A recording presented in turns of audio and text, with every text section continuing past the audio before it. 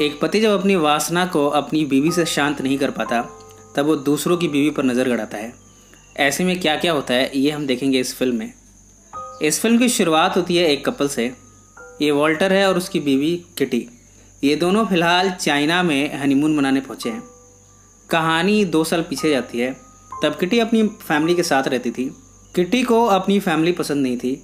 उसकी माँ उसे पसंद नहीं करती थी। किटी तो जैसे इसे छुटकारा पाना चाहती थी। इन्हीं समय उसकी मुलाकात वॉल्टर से हुई। वॉल्टर ने देखते ही किटी को पसंद कर लिया। वो उसकी चाह रखने लगा। उसकी खूबसूरती को देखकर उसका दीवाना बन गया। इस पार्टी में जब इन दोनों की मुलाकात हुई तब वॉल्टर ने किटी को प्रपोज कर दिया। किटी चूँकि इस समय अपनी माँ से दूर जाना चाहती है, उसने इस शादी के लिए हाँ कर दी और इस तरह इन दोनों की शादी हो गई।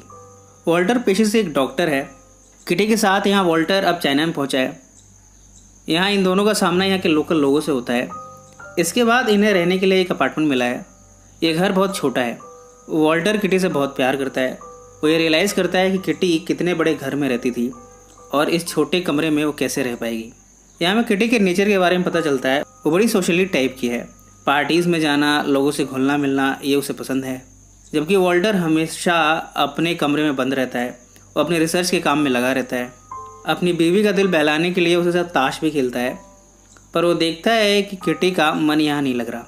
किटी कहती है कि कुछ दिनों पहले उसकी यहाँ पे मुलाकात हुई थी चार्ल्स और उसकी वाइफ डोरोथी से। आज शाम को एक पार्टी है। किटी वहाँ जाना चाहती है। यहाँ पर वॉल्टर कहता है कि उसे वो कपल पसंद नहीं आया, पर फिर भी किटी की खुशी के लिए उसके साथ जाता है। यहाँ पर एक चाइनीज़ परफॉर्मेंस है। इसे चारों यहाँ पर बैठ के देखते हैं। जब वॉल्टर इस परफॉर्मेंस को देखने में बिजी है तब किटी चार्ल्स से दोस्ती बढ़ाती है। वो दोनों आपस में बातें करना शुरू करते हैं। इस परफॉर्मेंस के बाद किटी वापस अपने घर आ रही है, पर अब वो उस परफॉर्मेंस के ख्यालों में खोई हुई है। इन सब के बाद कुछ दिन बीते हैं। अब किटी और चार्ल्स की मुलाकातें होने लगी हैं। चार्ल्स किटी से कहता है कि वो उसे पसंद करता है और इस तरह दोनों ने जिस्मानी संबंध बनाना शुरू कर दिया। अब अक्सर दोनों मिलते हैं और एक साथ संभोग करते हैं, पर ये सब बातें किटी कब तक छिपा पाती। एक दिन वो जब फ़ोन से बात कर रही थी तब वॉल्टर उसकी बातें सुन लेता है। वो ये जान जाता है कि किटी उसे धोखा दे रही है। वो किटी से कहता है, तुमने मेरा इस्तेमाल किया है। तुमने कभी भी मुझसे प्यार नहीं किया। तुमने शादी सिर्फ इसलिए की क्योंकि तुम्हें अपनी फैमिली से छुटकारा पाना था। यहाँ किटी कहती है कि वो चार्ल्स से प्यार करती है, वो उसके साथ रहना चाहती है। वॉल्टर कहता है कि ऐसा करने से पहले चार्ल्स को अपनी बीवी को छोड़ना होगा, उसके बाद ही उसके पास जा सकती है। यहाँ वॉल्टर ये भी कहता है कि वो यहाँ से रिमोट इलाके में जाने वाला है। वहाँ पर इनकी पोस्टिंग होगी और वहीं पर किटी को उसके साथ रहना होगा। किटी इन सब से इनकार करती है। वो वापस चार्ल्स से मिलने जाती है। चार्ल्स से मिलकर वो कहती है कि वो अपनी बीवी को छोड़ दे और उसके पास आ जाए। यहाँ चार्ल्स कहता है कि वो अपनी बीवी को नहीं छोड़ सकता और ना ही किटी को, यानी उसे दोनों चाहिए। किटी इस पर नाराज़ होती है। अब वो समझ चुकी है कि चार्ल्स सिर्फ उसे अपनी हवस का शिकार बना रहा था। उससे कोई प्यार व्यार नहीं है। इधर वॉल्टर किटी पर बड़ा नाराज़ है। वो उस रिमोट इलाके में जा रहा है जहाँ उसकी पोस्टिंग हुई है। रास्ते में वो जानबूझकर ऐसे इलाके से ले जाता है जहाँ पर किटी को काफ़ी तकलीफ़ होती है। ये रास्ता काफ़ी पहाड़ी है और इस रास्ते पर चलते हुए किटी को काफ़ी मुश्किलों का सामना करना पड़ता है। फाइनली ये एक जगह पे पहुँचते हैं। ये चाइना का ग्रामीण इलाका है। यहाँ पर चीज़ें बहुत कम मिलती हैं। फैसिलिटीज़ के नाम पर कुछ भी नहीं है। किटी देखती है कि जो घर इन्हें रहने के लिए मिला है वो बड़ा ही गंदा और नाले के करीब है। अब मजबूरन वो यहाँ पे रहना शुरू करती है। इन सब में इनकी मुलाकात एक नेबर से हुई है।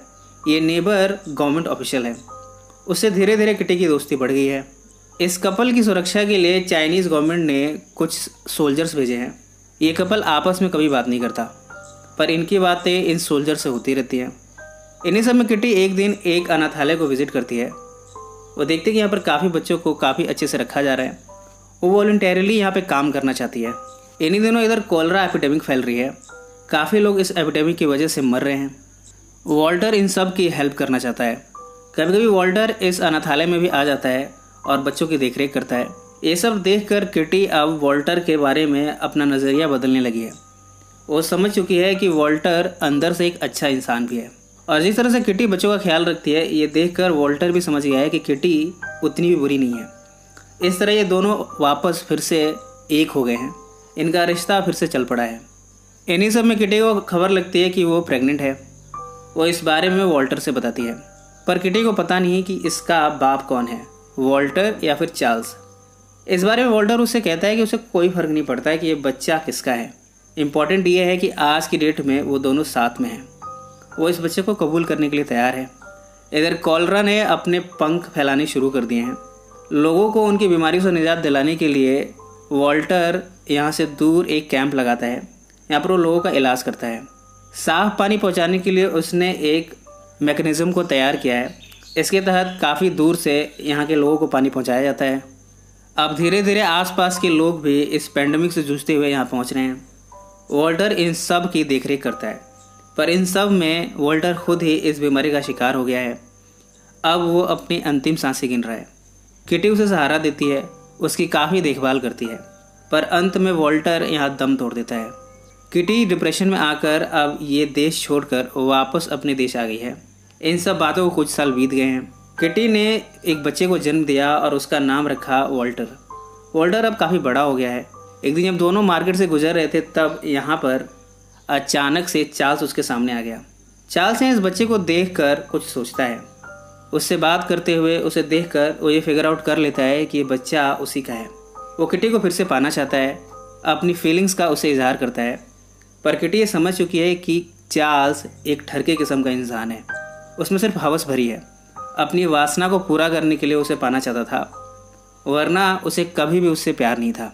इस बात को जानने के बाद वो चार्ल्स को रिजेक्ट कर देती है और वॉल्टर के लिए यहाँ से चली जाती है।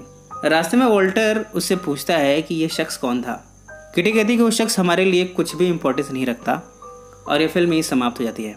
फिल्म चार्ल्स के वैसीपने, भोग विलास की लालसा, ठरक और वासनापूर्ण होने को दर्शाती है।